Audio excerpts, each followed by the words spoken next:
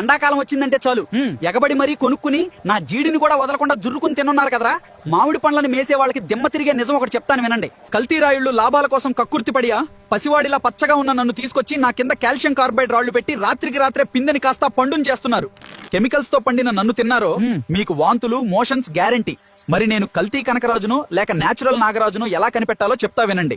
Chemicals తో పండితే ఒక్క మచ్చ లేకుండా శ్రీలీల లాగా నిగనిగలాడతా. అదే నేచురల్ గా పండితే కాస్త పచ్చగా కాస్త పసుపుగా ఉండి నల్ల మచ్చలతో నాటుగా కనిపిస్తా.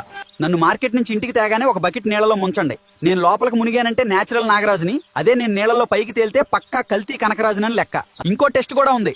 బేకింగ్ సోడా కలిపి నీళ్లు నన్ను వేసి కడిగినప్పుడు నా ఒరిజినల్ కలర్ పోయి రంగు మారిందనుకో నేను పక్కా కల్తీ కనకరాజుని. నన్ను తినకండి. ఎండలకు నన్ను బాగా ఎక్కువగా తిన్నారంటే వేడి గుల్లలు మీ పిర్రల మీద పకోడీల్లా పొంగిపోతాయి. ఆ తర్వాత కూర్చోలేరు పడుకోలేరు. కాస్త చూసుకొని తినండి. సరే గాని మీరు కొన్న పండ్లు కల్తీ కనకరాజో లేక నేచురల్ నాగరాజో కింద కామెంట్స్ లో చెప్పండి.